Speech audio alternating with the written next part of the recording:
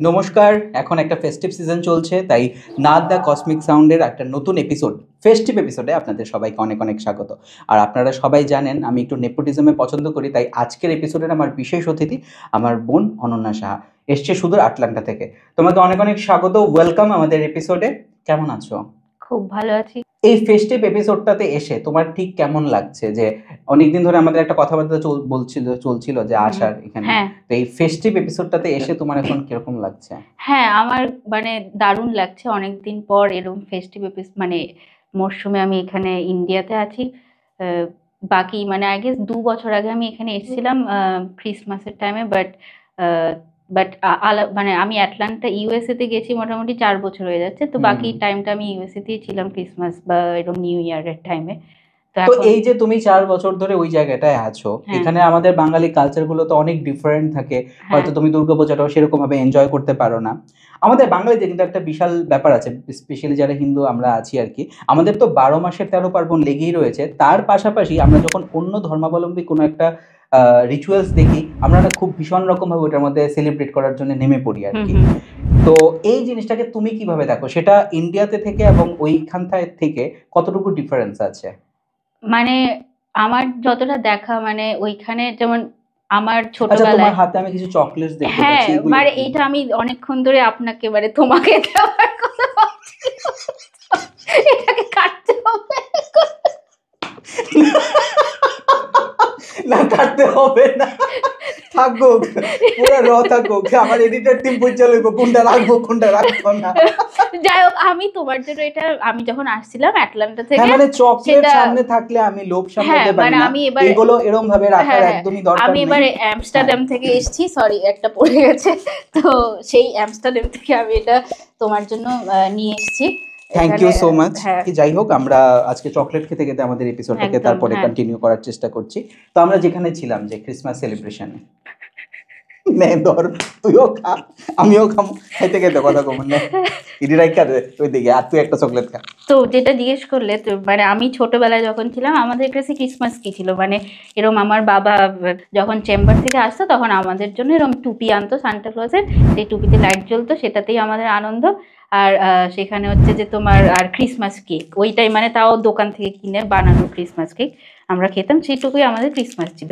তারপরে এখন যখন ওইখানে গেলাম, যেরকম লাস্ট ইয়ার আমি বাফেলো, মানে নিউ ইয়র্কে একটা জায়গা আছে বাফেলো বলে, সেখানে আমি ছিলাম ক্রিসমাসে। তো যেরকম মানে ক্রিসমাসটা বেসিক্যালি ওইখানে তোমার ডিসেম্বরের 20 তারিখের পর থেকে মোটামুটি সব হলিডে হয়ে যায়, মানে সব জায়গাতে কেউ কোনো কাজ করে না, মানে পুরোপুরি নিউ ইয়ার পর্যন্ত সব হলিডে। এবার সবাই তো খুবই মানে আনন্দে ঘুরে বেড়াচ্ছে, এক্স্যাক্টলি। হ্যাঁ, তো আমরা এরকম ঘুরে বেড়াচ্ছি, তখন আমাদেরও কিছু করার নেই। পুরো মানে কলেজে আমি যেখানে পড়ি সেখানে কোনো লোক নেই, ওই ডিপার্টমেন্টে কেউ আসবে না ওই টাইমে। তো আমরা এরকম ঘুরে বেড়াচ্ছি। তো তারপরে যেমন একটা জায়গাতে গেছিলাম, মানে ওইখানে খুব সুন্দর লাইটিং হয় ক্রিসমাসে, দারুণ মানে দেখার মতো। আবার মানে আমরা একটা বাফেলোতে একটা মানে একটা ছোট্ট একটা মানে একটা ভিলেজ টাইপের জায়গাতে গেছিলাম। তো সেইখানে তোমার মোটামুটি মানে এক পুরো ভিলেজটাকেই ওরা লাইটিং করে দিয়েছে, মানে আর তারপর পুরো ওই কলোনির মধ্যে যার ওই পাড়াতে, মানে এটা আমরা এখানে যেমন ধরো আমরা যদি কলকাতায় যে বিভিন্ন জায়গাগুলোতে যেরকম ভাবে সাজানো হয়, বা আমাদেরও যখন বিভিন্ন চার্চ গুলো রয়েছে এখানে যেরকম ভাবে সাজানো হচ্ছে, ঠিক অনেকটা কি সেই রকমই, নাকি ওইটার মধ্যে আরো বিভিন্ন থিমেটিক জিনিসপত্র থাকে? থিমেটিক মানে তো ওই ক্রিসমাস থিমই বেসিক্যালি, মানে ধরো না একজন সান্তা ক্লজ সাজলো, আবার অনেকে অনেক ধরনের সাজে, মানে আরো অনেক ক্যারেক্টার আছে যেগুলোর সাথে আমি অতটা ফ্যামিলিয়ার নই, তো কিন্তু মানে সাজে, বাট মোটামুটি অনেকে অনেক কিছু ধরনের সাজে। এবার ওই যে ভিলেজ এরিয়াটা পুরোপুরি লাইটে একদম, আর পুরো ওই কলোনিতে যারা থাকতো ওরাই নিজেদের মধ্যে একটা ফেস্টিভ্যালের মতো বেসিক্যালি করে দিয়েছিল। ওরা সবাই সন্ধ্যাবেলা বেসিক্যালি একটা জায়গাতে জমায়েত হয়েছিল, ওইখানে ফাংশন হচ্ছিল কিছু, তারপর মানে খুব সুন্দর, মানে একদম জমজমাট পরিবেশ ওই ভিলেজের মধ্যেই। তারপরে ওইখান থেকে আমরা যেমন গেলাম, তো ওইখানে কিছুক্ষণ থাকলাম না, ছবি টবি তুললাম। তারপর ওইখান থেকে আমরা গেছিলাম একটা ক্যাসিনোতে, ঠিক আছে। এবার সেখানে হয়েছিল একটা মজার ব্যাপার। এবার আমি গেছি জীবনে প্রথমবার ক্যাসিনোতে, আমি কিছু জানি না কি করে কি করতে হয়, ঠিক আছে। এবার ওইখানে গিয়ে তো ভাবছি আচ্ছা করি দেখি কিছু হয় কিনা, তারপরে এরকম দিলাম মানে বাংলা ভাষায় বলতে গেলে অনেকটা জুয়া খেলার হ্যাঁ মতন হ্যাঁ ব্যাপারটা, জুয়া রাইট? খেলা, এক্স্যাক্টলি। আমি জীবনে কোনোদিন যাইনি, এই প্রথমবার ওই দিনই গেছিলাম। ভাবছি ক্রিসমাস মানে তো, আমরা যেমন একটা হ্যাঁ লটারি টিকিট কাটি, ওইখানের ওই ব্যাপারটা কি হ্যাঁ ক্যাসিনো? এটাই, হ্যাঁ ওই খুব পপুলার ওই এই রাইট, কালচারটা রাইট, ওইখানে, রাইট। ঠিক আছে।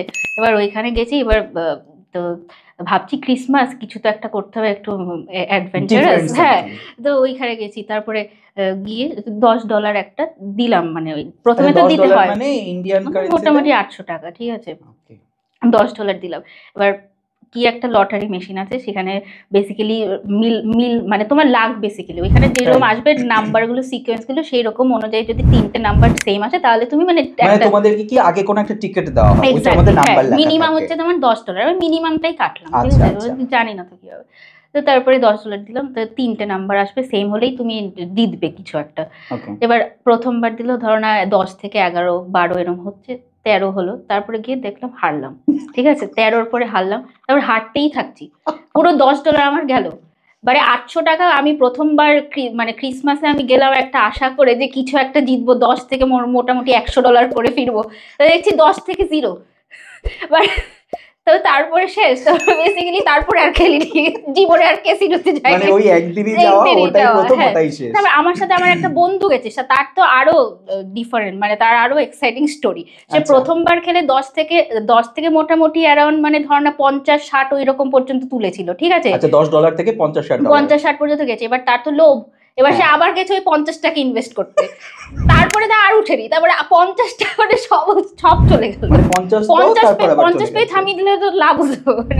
ওইটাই না, তখন হ্যাঁ। মানুষের লোভ চলে আসে না, হ্যাঁ। ওই জায়গাটায় আমাদের রেস্ট্রিক্ট করা দরকার। হ্যাঁ আচ্ছা, আমার প্রশ্ন হচ্ছে যে এই যেমন আমাদের কাছে মেইন ফেস্টিভ্যাল হচ্ছে দুর্গাপূজা। হ্যাঁ আমরা দুর্গাপূজা যেমন অনেক আগে থেকে একটা প্যান্ডেল বানানোর কাজ তৈরি হয়ে যায়, আমরা নতুন নতুন ড্রেস কিনি, আমাদের যেমন একটা আলাদাই আবেগ চলতে থাকে আর কি। ওইখানের মাহলটা ঠিক কিরকম থাকে?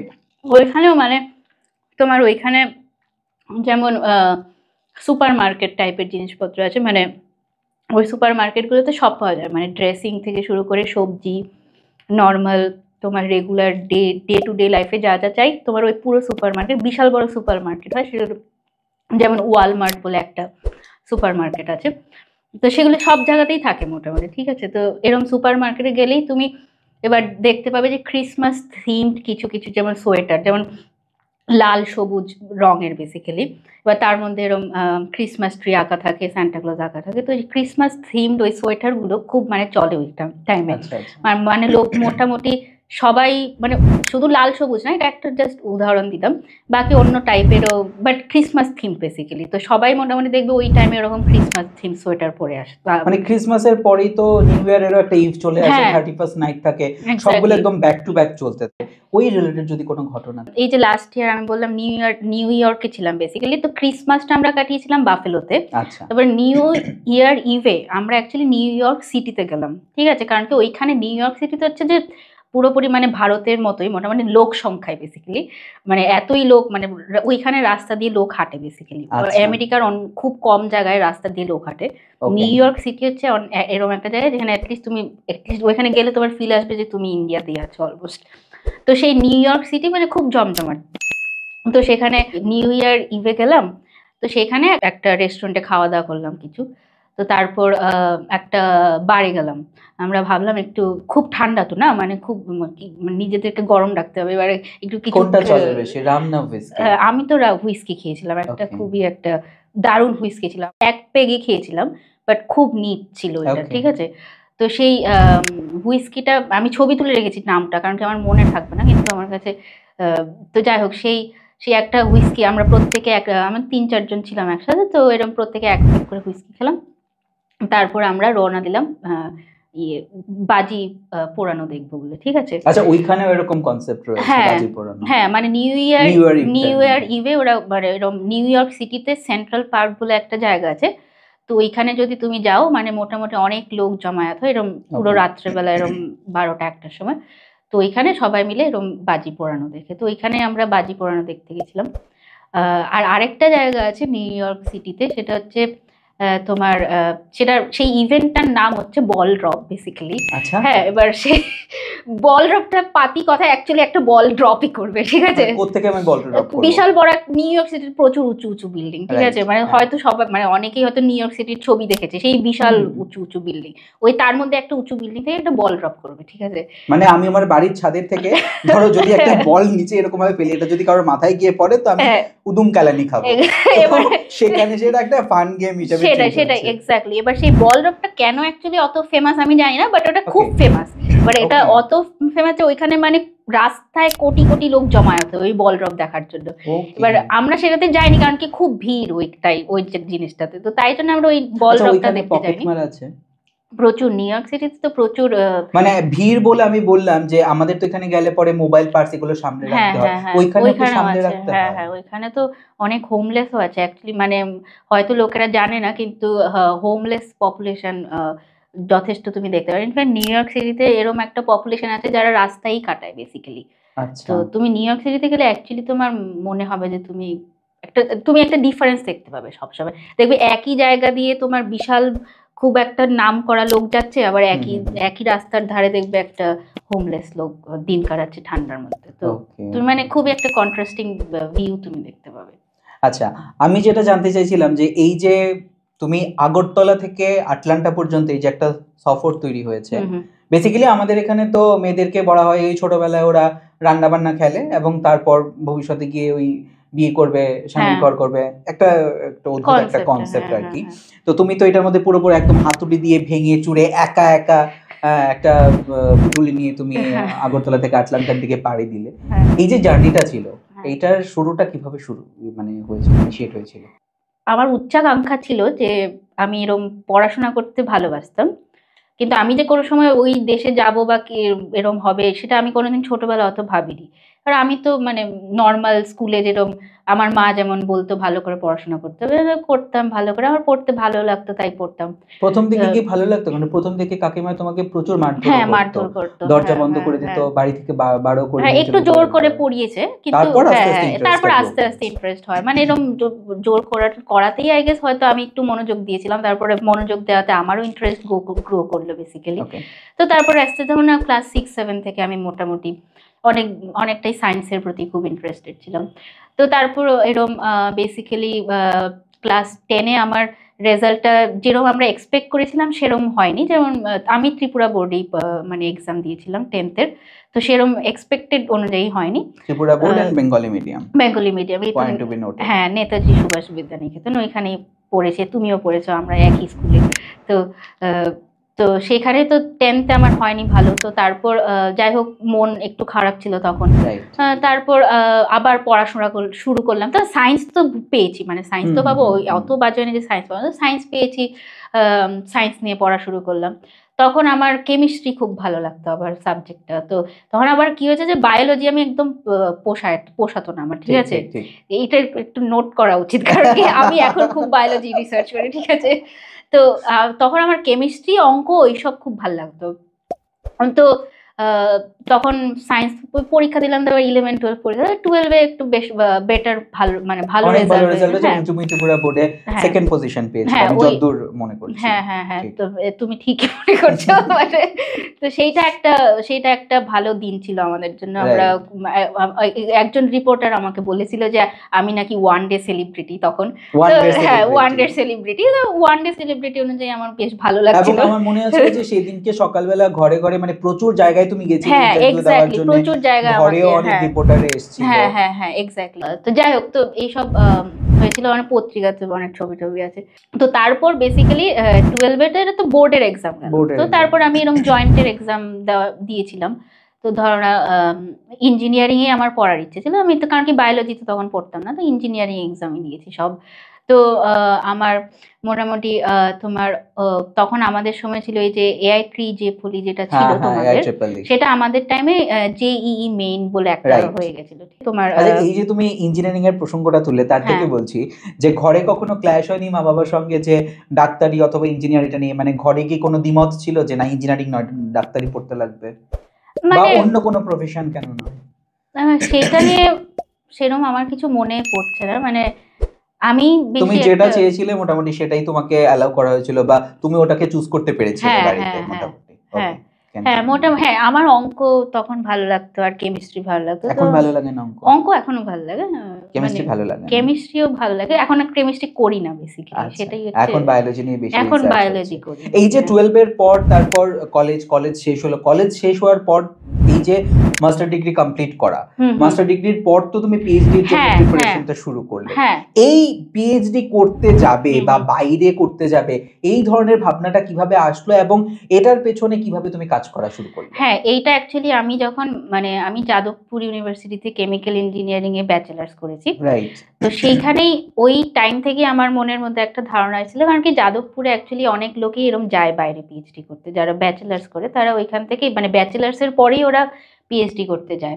তো আমি চেয়েছিলাম যে না, আমি আর একটু টাইম নিয়ে যাব, কারণ কি আমি তখন অতটা মেন্টালি প্রিপেয়ার ছিলাম না, প্লাস হচ্ছে যে আমি চেয়েছিলাম যে আমি এখানেই কোথাও একটা মাস্টার্স ডিগ্রি করি প্রথমে ইন্ডিয়াতেই, তারপর দেখা যাবে কোন এরিয়াতে পিএইচডি করব। তো সেই কারণেই আমি তখন আবার গেট পরীক্ষা দিতে হতো আমাদের, গেট পরীক্ষা দিলে তোমার এই মাস্টার্স ডিগ্রিতে চান্স পাওয়া যায় ইন্ডিয়াতে। তো তখন আমি ইন্ডিয়ান ইনস্টিটিউট অফ সায়েন্স ব্যাঙ্গালোরে ইয়েতে কেমিক্যাল ইঞ্জিনিয়ারিং এই মাস্টার্স করলাম। তো ওইখানে গিয়ে আমার প্রথম রিসার্চের প্রতি আমার একটা ইন্টারেস্ট গ্রো করলো। প্রথম তো ব্যাচেলার্সে যেমন তোমাকে ইঞ্জিনিয়ারিং পড়ানো হয়, তুমি ইঞ্জিনিয়ারিং এর ব্যাপারে তখন অতটা রিসার্চ মাইন্ডসেট তোমার তৈরি হয় না। মাস্টার্সে গিয়ে আমার প্রথম ওই রিসার্চ মাইন্ডসেটটা গ্রো করলো বেসিক্যালি। কিন্তু এবার ওইখানে আবার ব্যাপার আছে, ওইখানে আমি কেমিক্যাল ইঞ্জিনিয়ারিং এ মাস্টার্স ডিগ্রি পেয়েছি, কিন্তু আমার রিসার্চটা হয়েছিল পুরোপুরি এইচআইভি ইনফেকশন এই ব্যাপারে বেসিক্যালি। তো ওইখান থেকে তখন আমি আরো তো এইচআইভি ওইখানে যখন আমি আমার থিসিস, যেটা মাস্টার্সের থিসিস, সেটা হচ্ছে আমার ধারণা এইচআইভি ইনফেকশনকে কি করে তোমার কি থেরাপি দিয়ে ট্রিটমেন্ট করা যেতে পারে, আর কেন ওই ট্রিটমেন্টগুলো ফেল হয়, সেই ব্যাপারে আমি রিসার্চ করেছিলাম। আমি একটা হাইপোথিসিস দিয়েছিলাম যে এই কারণে ট্রিটমেন্ট ফেল হতে পারে, তো সেটাকে ওভারকাম করার জন্য কি করা যেতে পারে। এটা জাস্ট একটা হাইপোথিসিস, ওটা সবাই ওটা এখনো ভ্যালিডেট কিনা আমি জানি না, তো যাই হোক। তো সেই ব্যাপারে রিসার্চ করলাম। তো সেটা কি ছিল কি একটু আমরা জানতে পারি যে কি কারণটা হতে পারে? হ্যাঁ, তোমার এবার হচ্ছে যে এবার এইচআইভি প্রবলেমটা হচ্ছে যেটা অন্য ভাইরাসের তুলনায়, এইচআইভি হচ্ছে যে খুবই তোমার তোমার ডাইভার্স তোমার এইচআইভির যে ডিফারেন্ট স্ট্রেনগুলো, ভাইরাসের স্ট্রেন হয় বেসিক্যালি, একটা টাইপের ভাইরাস, দুটো টাইপের ভাইরাস ওই রকম। এবার এইচআইভির বিভিন্ন টাইপের, এইচআইভি ভাইরাসটা কিন্তু ডিফারেন্ট টাইপ আছে, ঠিক আছে। এবার সেই টাইপ অনেকটা কি সেই কোভিডের মতো, কোভিডের যেমন আমরা অনেকগুলো ভ্যারিয়েন্ট দেখতে পেয়েছি, এক্স্যাক্টলি কোভিডের ভ্যারিয়েন্ট আছে। এবার এইচআইভির ব্যাপারটা কোনখানে ট্রিকি সেটা হচ্ছে যে কোভিডের ভ্যারিয়েন্ট গুলো তো এই ধরনের একটু টাইম পর এলো, ঠিক আছে। এবার কেউ যদি এইচআইভি থেকে ইনফেক্টেড হয় তাহলে তার মধ্যেই অতগুলো ভ্যারিয়েন্ট জেনারেট হয়ে যেতে পারে, ঠিক আছে। ওইটাই হচ্ছে মেইন প্রবলেম। তুমি কোভিডে যেটা টাইম শিফটে দেখছো এতগুলো ভ্যারিয়েন্ট, তখন অ্যাটলিস্ট তোমার টাইম আছে যে তুমি কিছু একটা ট্রিট করতে পারবে, তো লোকে নিতে পারবে। আর কোভিডে আরো ডিফারেন্স আছে, কোভিড হচ্ছে কম সময়ের ইনফেকশন, এইচআইভি হচ্ছে long term infection, life long. এবার ওয়ান অফ দ্য রিজন যে HIV life long is basically এর ডাইভার্সিটিটা, কারণ কেউ এতটাই নিজেকে ব্রড করে দিতে পারছে, তো তোমার যে ইমিউন সিস্টেম বডি সেও ফাইট করতে পারছে না। আচ্ছা, কোভিডে যেমন অ্যাটলিস্ট তোমার ইমিউন সিস্টেম কিছু একটা ফাইট করতে পেরেছিল, এবার এইচআইভিতে সেটাও ফাইট করতে পারছে না। এবার ট্রিটমেন্ট গুলো কেন ফেল হচ্ছে তারও একটা মেইন রিজন হচ্ছে এই ডাইভার্সিটিটা, কারণ কি ট্রিটমেন্ট গুলো বুঝতে পারছেন যে কোনটার উপরে গিয়ে কাজ করতে লাগে। এক্স্যাক্টলি, ট্রিটমেন্ট গুলো একটা স্পেসিফিক জিনিসকে টার্গেট করে, আর হয়তো ধরনের অনেকগুলো স্পেসিফিক জিনিসকে টার্গেট করছে, কিন্তু আরো তো কতগুলো আছে সেটা টার্গেট করতে পারছে না, বা সেই কারণে ট্রিটমেন্ট গুলো মেইনলি ফেল হয়। তাই জন্য এইচআইভির ভ্যাকসিন বানানো খুব ডিফিকাল্ট, এখনো এইচআইভির ভ্যাকসিন ওরম নেই, তাই জন্যই difficult basically, one of the reason যে এটা ডিফিকাল্ট। আমার ভেতর ছিল যে আমি পিএইচডি করব, আচ্ছা, ঠিক আছে, কিন্তু এবার আমার হচ্ছে যে আমার এবার বাইরে গিয়ে পিএইচডি করব সেটা একটা ধারণা ছিল, সেটা তোমার ড্রিম ছিল, সেটা হ্যাঁ এটা একটা ড্রিম ছিল। হ্যাঁ, এবার প্রথমে ছিল না, কিন্তু পরবর্তীকালে হ্যাঁ, তো কি হলো এবার ব্যাপারটা যে আমার বাইরে এবার পিএইচডি করতে যাবো ভাবছি, কিন্তু এবার পিএইচডি করতে এবার বাইরে যেতে তো কিছু তো টাকা পয়সা লাগে। এবার মাস্টার্সে আমাকে স্টাইপেন্ড দিত, এবার যেই মাস্টার্স করে ইন্ডিয়াতে তা অ্যাটলিস্ট এমটেক যারা করে তাদেরকে একটা মিনিমাম একটা স্টাইপেন্ড দেয়, এটা হচ্ছে 12,400 টাকা করে মাসে আমি পেতাম। সেটা দিয়ে আমি বেসিক্যালি হোস্টেলে যা খরচা হতো সেটাই আমার চলতো, আর কিছু টাকা জমতো, 2-3 হাজার টাকা জমতো মাসে। তো সেটা তো এনাফ না, যেগুলো দিয়ে আমরা একটাও ট্রিট পাইনি, সেটা আমি নিজে। তো তো যাই হোক, তো সেইটা বেসিক্যালি এনাফ ছিল না, মানে আমি যদি ইউএসএ তে যেতে চাই আমরা পিএইচডি কিন্তু করতে। 500 টাকার মানে ট্রিট চাইনি, 5 টাকার চপ সিঙ্গারাতেও আমরা অনেক খুশি হয়ে যেতাম। দেখো এখন কিন্তু তোমাকে আমি অনেক টাকার চকলেট দিচ্ছি, ঠিক আছে? এখন তো তোমার স্যালারিও অনেক বেশি, রাইট? এখন তুমি ডলারে আর্ন করছো। যাই হোক, তো তো সেখানে বেসিক্যালি এবার তাই জন্য আমার যেহেতু অত বেশি ছিল না তখন, তাই জন্য আমি ডিসিশন নিলাম যে একটা চাকরি করবো। এবার চাকরিটা আমি চুজ করলাম যেখানে করব, সেখানে আমি সিমিলার এরিয়াতেই একটা স্টার্ট আপ কোম্পানিতে চাকরি করতাম। সেটা হচ্ছে যে তোমার চেন্নাইতে ছিল, ভ্যান্টেজ রিসার্চ বলে সেই কোম্পানিটার নাম।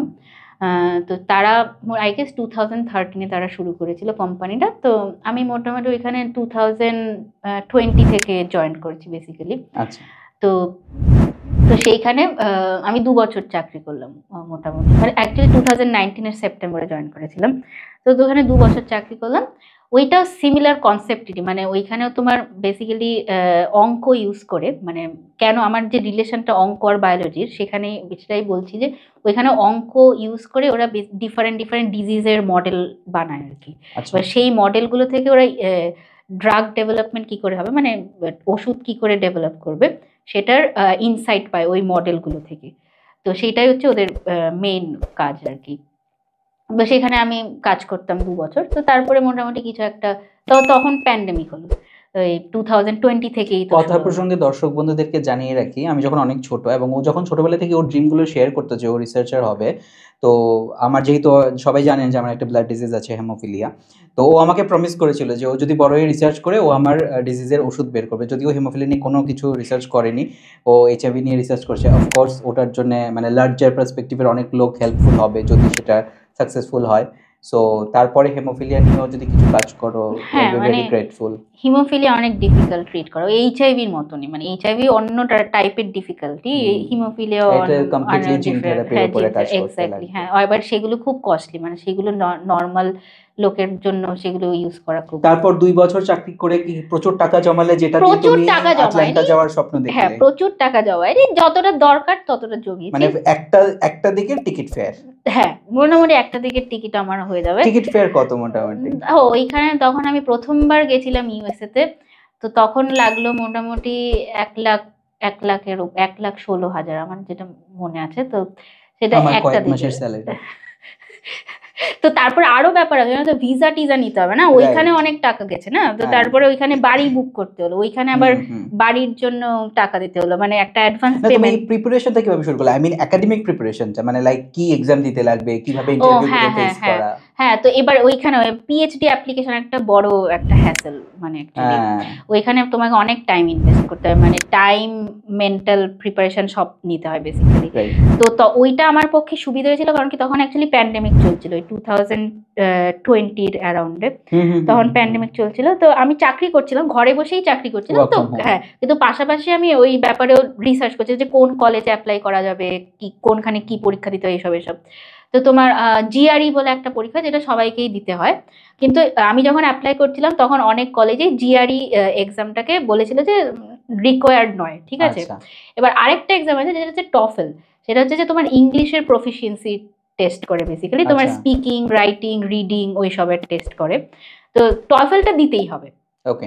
তো টফেলটা আমি দিয়েছিলাম অ্যারাউন্ড 2020 নভেম্বরে। সেখানে ওই টফেল এক্সামেরও টাকা 16,000 টাকা টেস্টের, মানে টেস্টটা বুক করতেই তোমার 16,000 টাকা লাগবে। তো সেই টফেল এক্সাম দিলাম, তারপর সেখানে বেসিক্যালি স্কোর দেয় কিছু একটা, তো সেই স্কোর অনুযায়ী তুমি ডিফারেন্ট ডিফারেন্ট কলেজে সেই স্কোরটা পাঠাতে পারো, বেসিক্যালি দেখাতে যে তুমি ইংরেজি বলতে পারো, তুমি ইংরেজি বোঝো, তুমি লিখতে পারো, এইটাই বেসিক্যালি। না, আমার মতন মানুষ যারা ইংরেজির নাম শুনলে পেট গুড়গুড় করে, ওরাও কি পরীক্ষাটায় বসে মোটামুটি একটা স্কোর পেতে পারে? হ্যাঁ হ্যাঁ, মানে ওই তুমি বসলে তুমি একটা স্কোর পেয়ে যাবে। মানে তুই আবার আমাকে আন্ডারএস্টিমেট করছিস, আমি ইংরেজি পারি না সত্যি বলতে, আমার ইংরেজি ভীষণ ভয় লাগে। ও দেখুন আবার আমাকে আন্ডারএস্টিমেট করছে, আমি বলবো না, আমি আন্ডারএস্টিমেট করছি না, সবাই ওইখানে বসলে কি ভালো স্কোর পায়, অত কঠিন নয় ওই এক্সামটা। ওই এক্সামটার জন্য দিতে লাগবে না, সত্যি কথা বল, 1 মাস প্রিপারেশন নিলেই হয়। তো যাই হোক, তো টফেল এক্সাম দিলাম আমি। তো তারপর হচ্ছে যে অ্যাপ্লিকেশন, সেই অ্যাপ্লিকেশন শুরু করতে গেলে তোমাকে প্রথমে ডিফারেন্ট ডিফারেন্ট কলেজের প্রফেসরদেরকে ইমেল করতে হবে যে ওরা তোমার প্রতি ইন্টারেস্টেড কিনা, মানে কারণ কি তুমি যখন পিএইচডি তুই শুরু করো, যার আন্ডারে পিএইচডি এক্স্যাক্টলি, হ্যাঁ, তো ওরা তোমাকে নিতে ইন্টারেস্ট কিনা, এবার ওরা কি করে বুঝবে? তোমাকে নিজের ব্যাকগ্রাউন্ড দেখাতে হবে যে দেখো আমি এই রিসার্চ ব্যাকগ্রাউন্ড আছে, আমার এই স্কিল সেট আছে, তো আমি হয়তো তোমার সাথে ভালো ম্যাচ করব, আমার তোমার রিসার্চের প্রতি ইন্টারেস্টও আছে, তো তুমি যদি আমাকে নিতে চাও। তো এবার এরকম মেল তোমাকে 100টা 200টা মেল করতে হবে, কারণ কি 100টা 200টা থেকে তুমি 2-3টে অ্যান্সার পাবে, রিপ্লাই পাবো। ঠিক আছে? এবার এরকম আমার সাথে হয়েছিল, আমি পেয়েছিলাম কয়েকটা। তো তারপরে হচ্ছে তুমি সেই যাদের থেকে তুমি রিপ্লাই পাও সেই অনুযায়ী তুমি অ্যাপ্লাই করো বেসিক্যালি, আচ্ছা। কারণ কি ওই অ্যাপ্লিকেশনেও কিন্তু টাকা আছে, প্রত্যেকটা কলেজের অ্যাপ্লিকেশনে একটা অ্যাপ্লিকেশন ফি আছে। এবার তুমি তো অযথা তুমি তো যে সব কলেজে অ্যাপ্লাই করে দিতে পারো না, যদি কেউ ইন্টারেস্টেডই না হয় তাহলে তুমি অ্যাপ্লাই করে কি হবে? তো এবার ধর কোন একটা জায়গায় আমরা অ্যাপ্লাই করলাম, তারপর যদি আমি ওখানে সিলেক্টেড না হই বা না যাই, আমি কি পয়সা ফেরত পাবো নাকি ওটা গেল? না, ওটা গেল, হ্যাঁ, মায়ের ভোগে গেল। হ্যাঁ। হ্যাঁ, তো সেই অনুযায়ী তোমাকে স্ট্র্যাটেজিক্যালি তোমাকে অ্যাপ্লাই করতে হয়। তো সেই সব অ্যাপ্লাই করলাম, তারপরে কিছু তারপরে আমার আবার ইন্টারভিউ দিতে হলো, কারণ কি আমি কি করেছিলাম, আমি কেমিক্যাল ইঞ্জিনিয়ারিং এ ব্যাচেলার্স আর মাস্টার্স করলাম, কিন্তু আমি যেহেতু ভাইরাস ইনফেকশনের প্রতি খুব ইন্টারেস্টেড হয়ে গেছিলাম, মানে মাস্টার্স থেকেই সেটা গ্রো করেছিল, তো তাই জন্য আমি কেমিক্যাল ইঞ্জিনিয়ারিং এ কোনো অ্যাপ্লাই করিনি পিএইচডিতে, ঠিক আছে? এখন আমার পিএইচডিটা পুরোপুরি মানে বায়োলজি রিলেটেড, মানে ম্যাথমেটিক্যাল বায়োলজি বেসিক্যালি। তো সেই বিষয়ে আমি রিসার্চ করেছি। তো এবার আমি পুরোপুরি কমপ্লিটলি ডিফারেন্ট জায়গাতে অ্যাপ্লাই করেছিলাম। এবার সেই অনুযায়ী আমাকে ইন্টারভিউ দিতে হয়েছিল, কয়েকটা ইন্টারভিউ দিয়েছিলাম। তারপরে একটা কলেজ থেকে মানে আমার মোটামুটি প্রথম যেটা আমার অফার লেটার এলো সেটা হচ্ছে এমোরি ইউনিভার্সিটি, সেটা হচ্ছে অ্যাটলান্টাতে বেসিক্যালি। তো সেই এমোরি ইউনিভার্সিটিতেই আমার ওই ইউনিভার্সিটিতেই যাওয়ার বেশ ইচ্ছে ছিল, কারণ ওই প্রফেসরটাকে আমি কথা বলেছিলাম, মানে তোমার ওই ইন্টারভিউ যখন হয়েছিল তখন ও আমার সাথে জুমে 1 ঘন্টা সে আমার সাথে কথা বলেছে। লাভ এট ফার্স্ট সাইট। মানে তো দেখো, আমি হচ্ছে যে প্যান্ডেমিকে ঘরে বন্দি, ঠিক আছে? কেউ যদি আমার সাথে 1 ঘন্টা টাইম দিয়ে কথা বলছে ওই টাইমে, তুমি কি ভাববে? মানে ও তো আমাকে চেনেই না, ঠিক আছে? মানে যাই হোক, তো ওর সাথে কথা বলে আমার বিশাল ভালো লেগেছিল, তো তাই জন্য আমার তারপরে প্রেমটা আর হয়ে ওঠেনি, মানে এখনো চলছে সেটা, এখন তো পার হতে হবে, মানে পিএইচডিটা শেষ করে বেরোতে হবে। আচ্ছা আচ্ছা, মানে ওটা কিন্তু ফেক। আচ্ছা, শুনলাম তুমি ভালো তো গান গাও, এটা তো আমরা সবাই জানি, গান গাইয়ে নাকি ওখানে একটা ছেলে পটিয়েছো। তো যাই হোক, আমরা ছেলে পটানোর গল্পটায় পরে আসছি, আগে একটু গান শুনি। গান তো মানে এখন আর অত গাই না, বাট তোমাকে আমতা আমতা করতে লাগবে না, কেউ এখানে মার্কস দেয় আচ্ছা না, ঠিক আছে, এটা কাট হবে আমি জানি, তুমি করো ঠিক আছে, continue। আচ্ছা ঠিক আছে, একটা গান আমি রেডি করে এসেছি, যেহেতু তুমি আগেই বলেছো। Not scripted।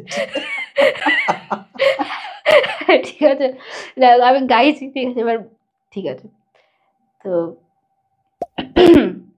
আজ জ্যোৎস্না রাতে সবাই গেছে বনে, আজ জ্যোৎস্না রাতে সবাই গেছে বনে, আজ বসন্তের এই মাতাল সমীরণে, আজ জ্যোৎস্না রাতে সবাই গেছে বনে, আজ। এত সুন্দর একটা গানের পরে যদিও আর কিছু বেশি একটা বলার থাকে না। তো এই জ্যোৎস্না রাতে তোমার ঘরে যে ব্রতিন এসেছিল, এবার এই গল্পটা আমরা একটু শুনতে চাই, কিভাবে এই ব্যাপারটা হলো। জ্যোৎস্না রাতে ব্রতিন এসেছিল কিনা আমি জানি না, ঠিক আছে, ঠিক আছে, ব্রতিন হলো আমার বয়ফ্রেন্ড এখন, মানে তো হ্যাঁ, মানে আমাদের কথাবার্তা ওই ফেসবুক থ্রুতেই শুরু হয়েছিল। আচ্ছা। তো ব্রতিনও অ্যাকচুয়ালি কেমিক্যাল ইঞ্জিনিয়ারিং করেছে, মানে ব্যাচেলার্স, তারপর পিএইচডিও কেমিক্যাল ইঞ্জিনিয়ারিং করেছে। তো সেই ফেসবুক থ্রুতে আলাপ আলোচনা হচ্ছিল, জাস্ট নরমাল। সেটা কি ওই তখন থেকেই, মানে যখন থেকে তুমি ওইখানে গিয়ে কলকাতা বা ব্যাঙ্গালোর যে সময়টা ছিল তখন থেকেই কথা বলা? না, তখন থেকে নয়, এটা রিসেন্ট, মানে তোমার ওই আমেরিকা যাওয়ার টাইমটাতেই। আচ্ছা, 2020-21 ওই টাইমটাতে। তো সেইখানে তখন নর্মাল কথাবার্তা হচ্ছে। তো তারপর একদিন ব্রতিন বলল যে, ব্রতিন তখন থাকতো এই বাফেলোতে, ঠিক আছে, যেটা বললাম বাফেলোতে, নিউ ইয়র্কে গেছিলাম। তো সেখানে মানে তোমার ওই 800 টাকা চুনা লাগার পেছনে ওই পার্সনটা? হ্যাঁ, অ্যাকচুয়ালি ওই আমাকে এনকারেজ করে নিয়ে গেছিল এখানে।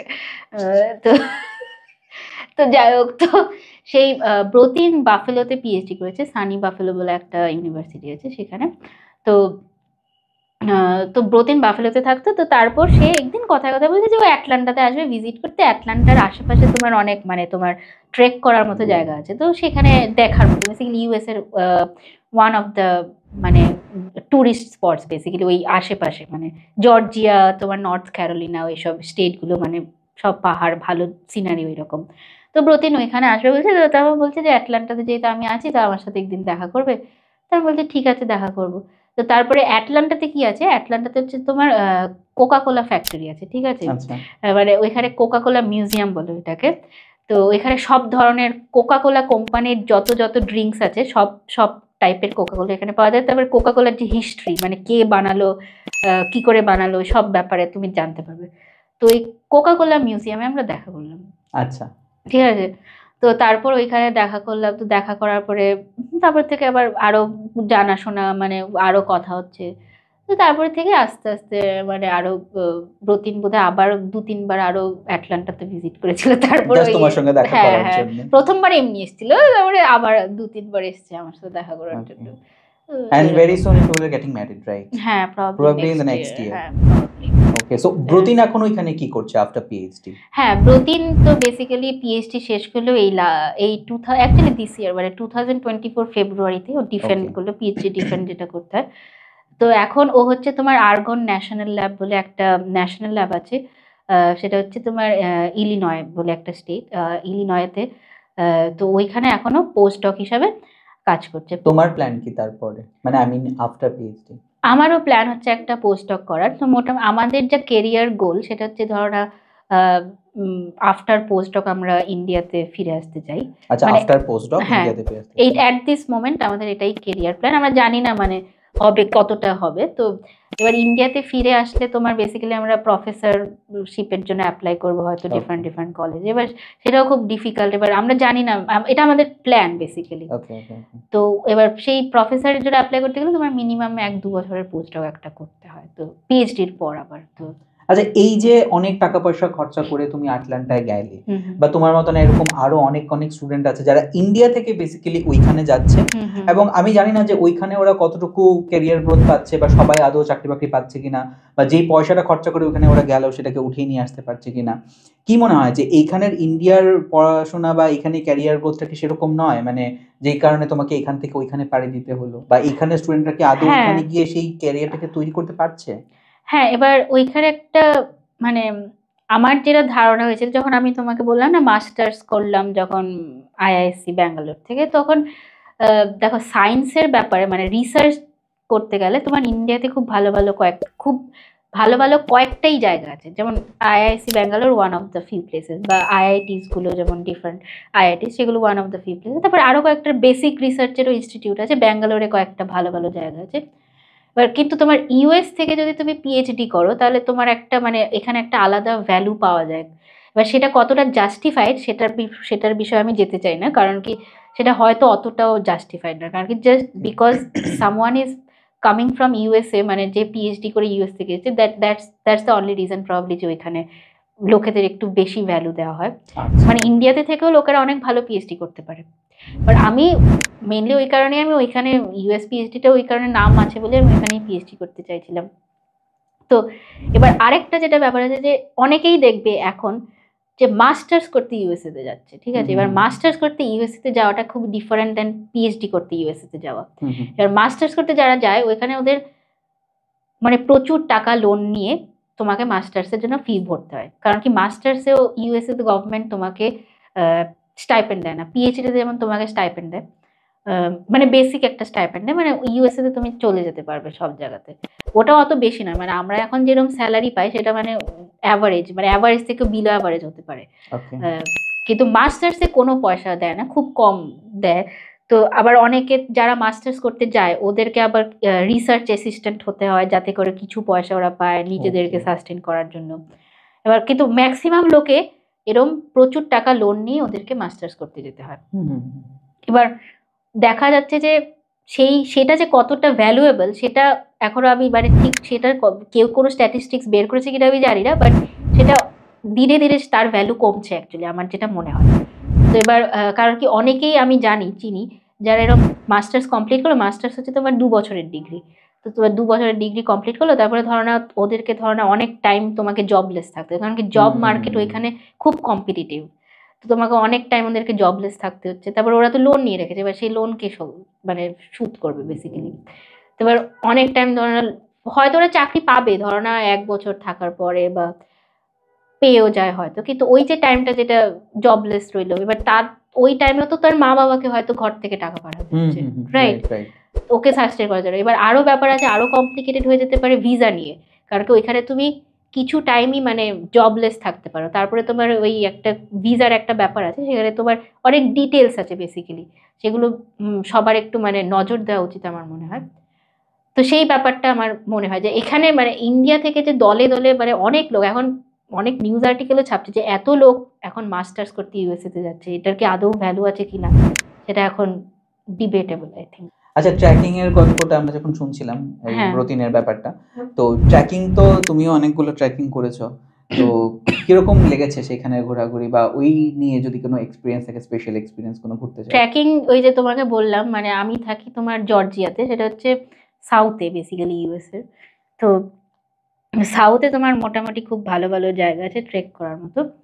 তো ওইখানে আমি যেমন রিসেন্টলি একটা জায়গাতে গেলাম, সেটা হচ্ছে অ্যাপোলোচিয়ান ট্রেল বলে সেটা। তো সেটা ইউএস এর মোটামুটি মেইন বলে একটা স্টেট, মেইন থেকে জর্জিয়া পর্যন্ত সেই ট্রেলটা পুরো পুরো পুরো মানে লম্বাটা বাট হ্যাঁ। তো ওইখানে অ্যাপোলোচিয়ান ট্রেলের যারা কনজারভেটরি ওরা ক্লেম করেছে এটা নাকি world's longest trail, hiking trail, মানে তুমি যদি পুরোটা হাইক করতে হয় তোমাকে ওই পুরো জিনিসটা, সেটা তোমার অনেক দিন লাগবে বেসিক্যালি। ওটা অনেক এটা কেউ ওটা খুব কম লোক করে। তো আমরা এরকম ছোট ছোট পার্ট এরকম ট্র্যাক করেছি বেসিক্যালি। ওকে। তো তোমার যেমন লাস্ট আমি গেলাম তোমার ব্লাড মাউন্টেন বলে একটা জর্জিয়াতে একটা মাউন্টেন আছে, সেটা হচ্ছে অ্যাপোলোচিয়ান ট্রেল জর্জিয়া সেকশনে যেটা আছে, সেই সেকশনে ব্লাড মাউন্টেন হচ্ছে অ্যাপোলোচিয়ান ট্রেলের হাইয়েস্ট পিক। তো সেখানে আমরা মোটামুটি তোমার ধরো না 1300 মিটারের মতো উঠেছিলাম পুরো চড়ে বেসিক্যালি। তো ওইটা একটু ডিফিকাল্ট ছিল হাইকটা, মানে ধরো না আমাদের 4 ঘন্টা। এবং সেইখানে ফিজিক্যাল ফিটনেস মেইনটেইন করার জন্য কি আজকাল জিমে ভর্তি হয় এবং সেই ছবি স্ট্যাটাসে দেখতে পাওয়া আমরা? হ্যাঁ, মানে ওইখানে গিয়ে আমার অ্যাকচুয়ালি ফিজিক্যাল ফিটনেসের উপরে খুব নজর দিতে হয়েছিল। কারণটা হচ্ছে অ্যাকচুয়ালি যে ওইখানে সবাই খুব সচেতন, স্বাস্থ্য সচেতন, সবাই নয় কিন্তু পার্টিকুলার একটা সেকশন আছে যারা খুব সচেতন। তুমি স্বাস্থ্য নিয়ে যেমন সচেতন তেমন খাওয়া নিয়েও খুব সচেতন, আমরা অনেক রকমের খাবারের পোস্ট দেখি সেখানে। তো কি কি ধরনের ওইখানকার খাওয়া তুমি ট্রাই করেছো? হ্যাঁ, মানে ধরো না ওইখানে আমি অনেক টাইপের নতুন নতুন খাবার ট্রাই করেছি। আমার one of the most favourite cuisine হচ্ছে তোমার মেক্সিকান, ঠিক আছে? মেক্সিকানটা হচ্ছে কিরম বলতো, মানে আমাদের মধ্যে একটু ঝাল ঝাল থাকবে, ভাত থাকবে ওইটাতে, মাংস থাকবে, মানে ওদের ঝাল ব্যাপারটা আছে বলে আমার বেসিক্যালি ভাত আর ঝাল ব্যাপারটা আছে বলে আমার বেশি ভাল লাগে। যেমন আমেরিকান বাঙালি এখনো ওইখানে গিয়ে ভাত খাচ্ছে। হ্যাঁ, ভাত তো খেতেই হবে, মানে ভাত ছাড়া তো চলে না। অন্য অন্য কুইজিনের খাবারগুলো যেমন চাইনিজেও তুমি ভাত পাও, বাট চাইনিজে যেমন স্টিকি রাইস বেসিক্যালি, কিন্তু মেক্সিকান রাইসটা অনেকটা আমাদের মতো হয়, মশলাদার থাকে বেসিক্যালি। এবার ঝাল চাইনিজ খেতে আমার খুব ভালো লাগে। তারপরে যেমন আমেরিকান তো মানে বেসিক্যালি খুবই মানে কোনো কোনো মশলা থাকে না, নুনও থাকে না, ঠিক আছে? আলাদা করে নুনের প্যাকেট দেয়, মানে তোমাকে যেমন বার্গার দিল, ঠিক আছে, সেই বার্গারে কোনো নুন থাকবে না, তোমাকে আলাদা করে নুন মিশাতে হবে, মানে ওরা রান্না করে দেবে তারপর তোমাকে আবার রান্না করতে লাগবে। হ্যাঁ এক্স্যাক্টলি। হ্যাঁ, তো আমেরিকান আমার বেশি ভালো লাগে না। তো হ্যাঁ, মেক্সিকান আমার ভালো লাগে। তারপর আরেকটা আছে যেটা তোমার ওই মিডল ইস্টের খাবার, সেইখানে খুব ভালো ভালো মিডল ইস্টের রেস্টুরেন্ট আছে, সেই মিডল ইস্টেও এরকম আমাদের মতোই, মানে তোমার মাংস খুব মশলাদার মাংস হবে, ঝাল থাকবে ওই রকম। তো সেইগুলো আমার খুব ভালো লাগে আর কি। আর এই যে বিভিন্ন ফেস্টিভ তো মোড একটা চলছেই, তো তুমি বিভিন্ন ধরনের ওখানে ফেস্টিভ্যালের মধ্যে পার্টিসিপেট করেছো, আমি দেখেছি ওরা তোমার বার্থডে সেলিব্রেট করার জন্য ঘরে এসেছিল, এরকম কখনো হয়েছে যে তোমার রান্না বান্না ওদেরকে মানে করে খাইয়েছো, বা এই ওরা যখন তোমার রান্নাটা ট্রাই করেছে তো কিরকম ফিডব্যাক পেয়েছো? হ্যাঁ, এরকম হয়েছে অনেকবার। মানে আমার অ্যাকচুয়ালি কয়েকজন বন্ধু আছে যারা হচ্ছে আমেরিকান, তো তাদেরকে আমি মাঝে মাঝে এরকম বাড়িতে নিজে রান্না করে এরকম ডাকি মাঝে মাঝে। তো তো সে আবার আমার জন্য তখন এরকম একটা ড্রিঙ্কস বানায়। আমি যখন ওকে রান্না করার জন্য মানে আমি রান্না করে খাওয়াচ্ছি ওকে, সে আমার জন্য একটা ড্রিঙ্কস এনে ও বানায়। ও খুব ভালো ড্রিঙ্কস বানায়, তার নাম হচ্ছে এমিলি। তো সে সে আমার খুব ভালো বন্ধু। তো একদিন যেমন ওদেরকে প্রথমবার ওদেরকে যখন খাইয়েছিলাম, ওদেরকে আমি এরকম পোলাও রান্না করে খাইয়েছিলাম, ঠিক আছে, ওই ফ্রাইড রাইস টাইপের পোলাও, মানে সব সবজি মেশানো। তারপরে তার সাথে একটা ডাল রান্না করেছিলাম, একটা মাংস আমাদের মতো করে, মানে আমরা বাঙালিরা যেমন ভাবে খাই ঠিক অনেকটা হ্যাঁ সেরকম ওই রকম করে খাইয়েছিলাম। তো ওই পোলাওটার কথাও এখনো বলে, ঠিক আছে, আচ্ছা এই পোলাওটা নাকি এত স্বাদ। তারপরে ও জিজ্ঞেস করছে এবার কি দিয়েছে, আমি বলছি আমি তো ঘি দিয়েছি। এবার ঘি যে কি জিনিস সেটাই ওরা জানে না। ওকে তারপরে আমি আলাদা করে ছোট কৌটোতে ঘি দিলাম, এবার সে ঘি দিয়ে অনেকদিন অনেক কিছু রান্না করলো। আচ্ছা আচ্ছা হ্যাঁ, তো তারও রান্না করার শখ আছে একটু, তো সেও ঘি নিয়ে আমার থেকে অনেক কিছু রান্না। আচ্ছা, ওইখানের স্পেশাল কোনো একটা ঘটনা যেটা বলি যে এখনো তোমার একদম মনের ভিতরে গেঁথে রয়েছে?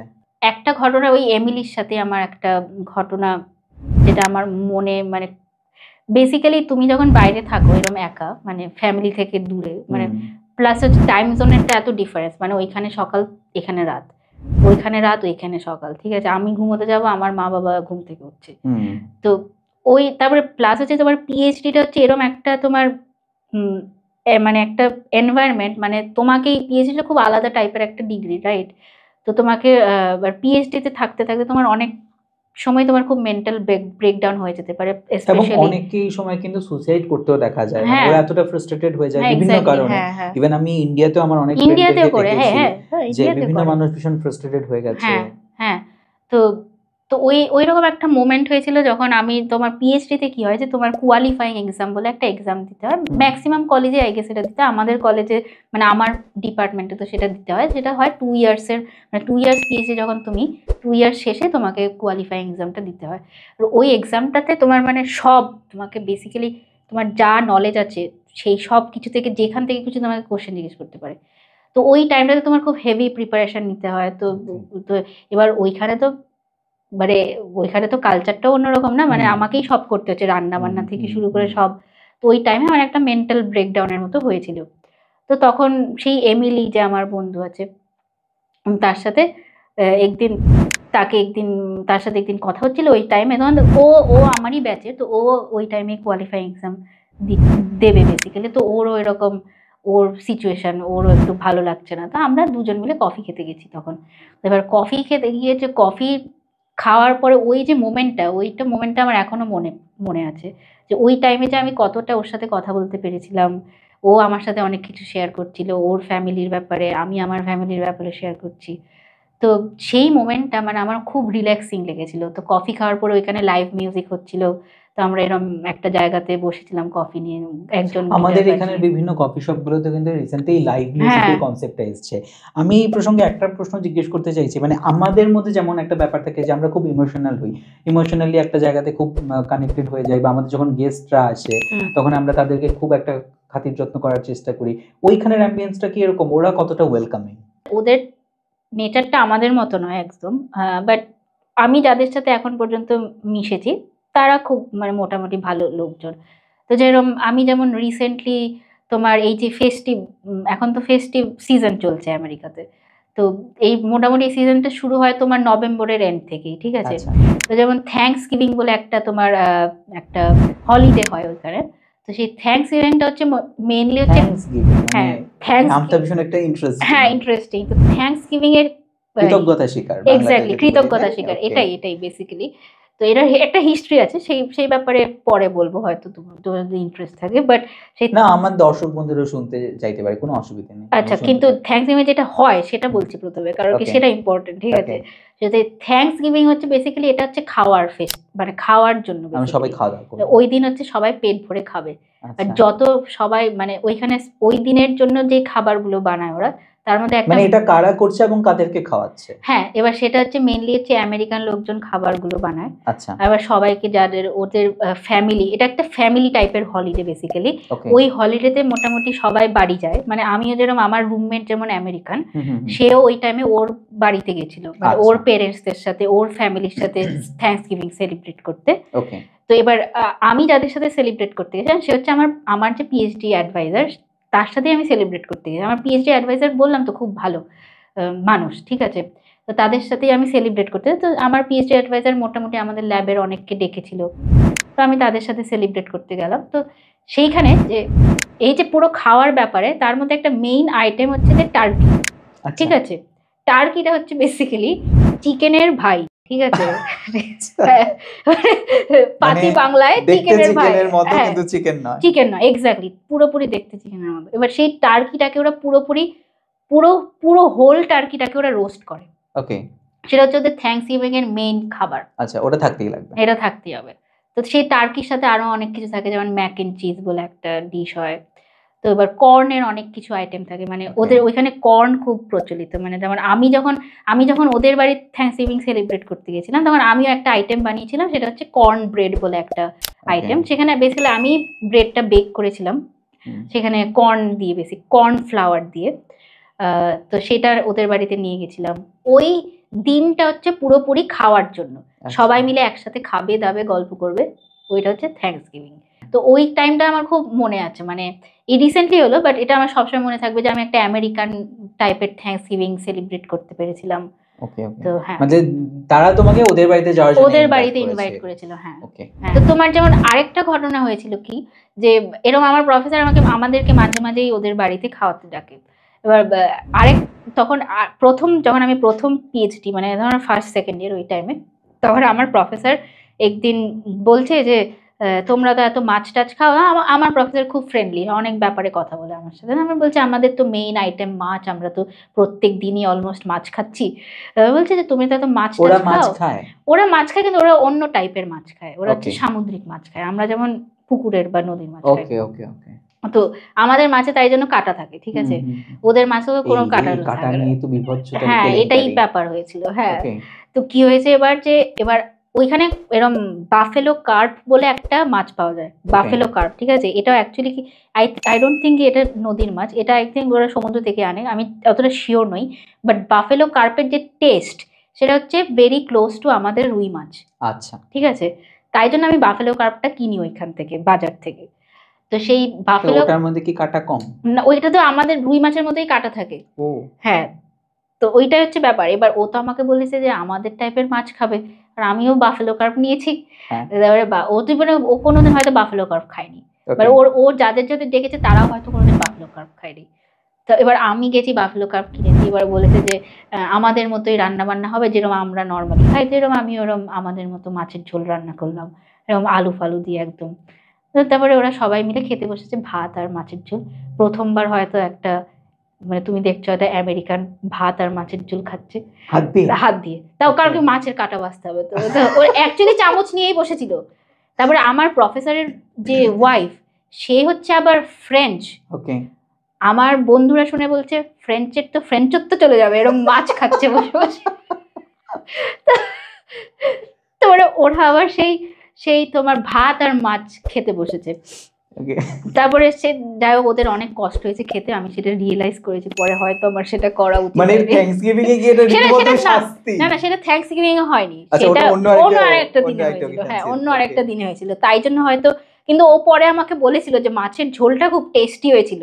তো কারোর কি গলায় কাটা? হ্যাঁ, ওই টাইমেই তো এক্স্যাক্টলি। তো ওরা প্রথম মাছ বেছে খাচ্ছে হাত দিয়ে। তারপরে একজনের তো লেগেছিল গলায় কাটা, তারপর আমি তো দেখছি তার নিশ্চয়ই প্রবলেম হয়েছে, সে তো বলতে পারছে না যে ওর গলায় কাটা লেগেছে, আমি তো দেখছি ওর প্রবলেম। আমি বলছি যে do you have any problem, do you need water? তারপর বলছে যে ও কিছু বলতে পারছে না। আমি বলছি please eat some rice, raw rice, then you will feel good actually. তাহলে বললাম এরকম, মানে ওই আমাদের বাঙালির টোটকা যে গলায় কাটা লাগলে ভাত একটু দলা করে খেয়ে নাও, গিলে নাও। এক্স্যাক্টলি, গিলে নাও, বেসিক্যালি। হ্যাঁ, বেসিক্যালি গিলে নাও। ভাতটাকেও জল দিয়ে গিলে নিল। ওকে, তারপরে ওর ঠিক হয়ে গেল। Very interesting. যাই হোক, আমরা পডকাস্টের একদম শেষ দিকে চলে এসেছি। একটা ইনসিডেন্ট আমার যতদূর মনে পড়ছে যে তুমি একবার ডক্টর দেখাতে গিয়েছিলে এবং সেখানে ডক্টর নাকি তোমাকে কন্ডম অফার করেছিল। তো এই ধরনের ঘটনা কি ওইখানে আকছার ঘটছে? এই ব্যাপারটা কি? হ্যাঁ, মানে ওইখানে তো অনেক বেশি ওপেন এই সব ব্যাপার নিয়ে। তো মানে বেসিক্যালি যেটা হয়েছিল সেটা হচ্ছে যে তোমার তোমার হেলথ সেন্টার বলে, স্টুডেন্ট হেলথ সেন্টার, সেটা প্রত্যেক কলেজেই থাকে বেসিক্যালি। তো সেখানে আমি প্রথমবার গেছিলাম, মানে এরকম একটা ভ্যাকসিনই নিতে হতো আমাকে, তাই জন্য আমি গেছিলাম ওই স্টুডেন্ট হেলথ সেন্টারে। তো সেই স্টুডেন্ট হেলথ সেন্টারে গিয়ে আমি ওয়েট করছি, আমার টাইম এখনো আসেনি। দেখছি সামনে এটা কি, মানে এটা কি ফ্রিতে দেখাচ্ছে যে কন্ডোম অফার করছে ফ্রিতে, যে কেউ এসে তুলে নিতে পারবে। মানে আমি তো এটা দেখে শক, মানে কালচার শক, মানে একদম প্রথম দিকে, কারণ কি প্রথম মানে একদম ফার্স্ট প্রথম 2 মাসের মধ্যে ওই টাইমে বলছি কি হচ্ছে, এটা এটা কেন হচ্ছে। তো দেখছি যে এবার দেখি সব জায়গাতেই অলমোস্ট এরকম ফ্রিতে ওপেনলি তোমার বিক্রি হচ্ছে, কোনো কোনো ব্যাপার নয় সব ওইখানে, খুব ওপেন, মানে অ্যাটলিস্ট এই এই দিকটা একটা ভালো। এই জিনিসটার পেছনে কারণ কি, মানে এটা কেন এরকম ভাবে ফ্রিলি মানে সেল করা হয়? ওইখানে অ্যাকচুয়ালি একটা ব্যাপার আছে, এবার তুমি যেমন ওরা যেরকম এরকম কন্ডোমও যেরকম ফ্রি ওপেন বিক্রি হচ্ছে, ওইখানে আরেকটা যে বার্থ কন্ট্রোল, যেটা বার্থ কন্ট্রোল পিল, হ্যাঁ সেটাও কিন্তু মানে ওদের আই থিঙ্ক অনেক মেয়েরাই সেটা রেগুলারলি নেয়, ঠিক আছে। তো মানে ওরা যতটা যতটা বেশি ওইসব দিকে এক্সপ্লোর করতে ইন্টারেস্টেড, ওরা ততটাই নিজেদেরকে প্রিকশন নিয়েও চলে বেসিক্যালি। তো সেই রকম একটা মেন্টালিটি ওদের মধ্যে আছে। ওকে, তো কালচারাল ডিফারেন্স ইন্ডিয়া আর ইউএস এর মধ্যে কিরকম মানে মনে হয়? কালচারাল ডিফারেন্সটা এবার অনেক কিছু হতে পারে। প্রথমে যেমন হচ্ছে যে তোমার ওইখানে ফ্যামিলির কনসেপ্ট যেটা, সেটা খুবই ডিফারেন্ট ফ্রম আমাদের কনসেপ্ট। মানে আমাদের যেমন অ্যাটলিস্ট আমাদের যেমন জয়েন্ট ফ্যামিলিতে আমরা বড় হয়েছি, এরকম জয়েন্ট ফ্যামিলি আজকাল হয়তো ইন্ডিয়াতেও খুব কম, হ্যাঁ খুব রেয়ার, এক্স্যাক্টলি। ওইখানে তো অনেক আগে থেকেই নিউক্লিয়ার। তারপর ওইখানে আরেকটা কনসেপ্ট হচ্ছে যেটা তোমার নিউক্লিয়ার ফ্যামিলি তো হয়েছেই, বাট বাচ্চারা যখন তোমার 18-19 বছর হয়ে যাবে তখন ওদেরকে বাড়ি থেকে বেরোতে হবে, মানে ওরা পেরেন্টসদের সাথে যদি থাকে তাহলে ওদের অপমান ওদের। আচ্ছা আচ্ছা, ঠিক আছে, মানে ওদের কিছু না কিছু করে বেরিয়েই যেতে হবে। মানে ও সে এবার ম্যাকডোনাল্ডসে গিয়ে কাজ করছে না কি করছে, মানে ওইখানে অ্যাকচুয়ালি মানে you have to earn in any way. Exactly, you have to earn your. কিন্তু দ্যাট ডাজন্ট মিন কি you have to leave your parents. That doesn't mean যে you have to leave your parents, but they prefer যে ওদের বাচ্চারা নিজেদের life নিজেরা অন্য জায়গাতে গিয়ে গড়ে তুলুক। তো এইরকম নিজের একটা আর্ন, এক্স্যাক্টলি, নিজেকে বেসিক্যালি হার্ডশিপের সাথে ফ্যামিলিয়ারাইজ করার জন্য। তো ওইখানে আরেকটা যেটা ইম্পর্টেন্ট, যেটা খুব ভালো, যেটা আমার মনে হয় যে ওইখানে সব কাজের সিমিলার ভ্যালু। বাট যে ম্যাকডোনাল্ডসে কাজ করছে তার যতটা ভ্যালু, আমার আগে পিএইচডি জন সেম ভ্যালু, ঠিক আছে। মানে কেউ কাউকে ছোট করে দেখছে না ওইখানে, মানে কাজের বেসিসে কেউ কাউকে ছোট করে দেখছে না। কিন্তু তোমার কি মনে হয় যে ইন্ডিয়াতে এই ব্যাপারটা খুব রয়েছে প্রচুর? এখনো তো আমি দেখি, মানে অ্যাটলিস্ট আমি যে যতটা ইন্ডিয়া এক্সপ্লোর। আচ্ছা, তুমি তো এখানে 18 বছর বয়স পরে তোমার মা বাবা থেকে দূরে চলে যাওনি বা এই করে, তুমি তো এখানে থেকেই একটা গণ্ডির মধ্যে থেকে ওদের সাপোর্টেই নিয়েই কিন্তু তুমি নিজের আজকে একটা আইডেন্টিটি তৈরি করেছো বা নিজে গেছো। তো কোনো জায়গায় কি মনে হয় যে ওই রকম ভাবে মা বাবার থেকে সন্তানকে কি বিচ্ছেদটা খুব দরকার? হ্যাঁ, মানে এটা যেহেতু তুমি করতে পেরেছো তার মানে তুমি একটা এক্সাম্পল, এরকম হাজারো লাখো এক্সাম্পল হয়তো রয়েছে। তো ওইখানে কেন সেটা করতে পারছে না, ওদেরকে কেন ফোর্সফুলি জিনিসটাকে করাতে হচ্ছে? আর আমাদের হয়তো বাই ডিফল্ট সেটা রয়ে গেছে যে আমরা অ্যাডাপ্ট করে নিচ্ছি। এবার এটা ফোর্সফুলি কিনা সেটা আমি জানি না, কিন্তু ওদের মধ্যে একটা ইন্ডিপেন্ডেন্ট হওয়ার যে ধারণাটা, সেটা ওদের মধ্যে ছোট থেকেই আছে বেসিক্যালি। হয়তো বাচ্চারাই চায় যে ওরা ইন্ডিপেন্ডেন্টলি নিজেদেরকে গড়ে তুলবে from like as soon as they become 18 basically. তো বাচ্চাদের মধ্যে সেই ইন্ডিপেন্ডেন্সের ব্যাপারটা আছে। তো এখানে যেমন ফ্রিডম অফ স্পিচ খুব, মানে অ্যাটলিস্ট দেখতে গেলে যেমন মনে হয় খুব, যে মানে অনেক বেশি ফ্রিডম অফ স্পিচ হয়তো আছে, সেটা মানে অ্যাটলিস্ট মনে হয়, কারণ কি সবাই খুব ওপেন, অনেক কিছু ব্যাপারে অনেক ব্যাপারে ডিসকাস করা যায় এরকম। তো সেই ইন্ডিপেন্ডেন্সের যে মাইন্ডসেটটা, সেটা ওদের মধ্যে ছোট থেকেই থাকে। তো আই থিঙ্ক বাচ্চারা ফোর্সফুলি না হলেও বাচ্চারা নিজেরাই হয়তো চায় যে ওরাই বেরিয়ে যাবে। মানে ওখানে কালচারটা এরকম যে ও তোমাকে বলছে যে তুমি এবার বেরিয়ে যাও। একদম লাস্ট প্রশ্ন, মানে এই নাদের এই স্টুডিওতে বসে ঠিক কেমন লাগছে অনুভূতিটা? মানে খুবই স্পেশাল মনে হচ্ছে নিজেকে, মানে celebrity again one day celebrity, one day না, মানে এটা 3 আওয়ার্স এর সেলিব্রিটি প্রবাবলি। মানে তোমার ওই স্টুডিও এরকম খুব দারুণ বানিয়েছে, তোমার সবসময় অ্যাস্থেটিক সেন্স খুব বেশি ছিল, আমাদের মধ্যে হয়তো ততটা নেই, কিন্তু খুবই দারুণ সুন্দর একটা স্টুডিও বানিয়েছো তুমি। তো থ্যাংক ইউ সো মাচ। আর তোমাকে অনেক অনেক ধন্যবাদ আমাদের স্টুডিওতে আসার জন্য। এরকম একটা মানে ফেস্টিভ মাহল চলছে। Happy Christmas to all of you, to all my viewers. আর তোমাকেও নিউ ইয়ারের 31st ইভের অনেক অনেক শুভেচ্ছা। তোমার পিএইচডি খুব তাড়াতাড়ি শেষ হোক, এবং শেষ হওয়ার পর আমরা আবার নতুন নতুন গল্প নিয়ে আবার ফিরে আসবো আমাদের স্টুডিওতে। ততক্ষণ পর্যন্ত টাটা বাই বাই, সবাই ভালো থাকবেন। Merry Christmas. Merry Christmas.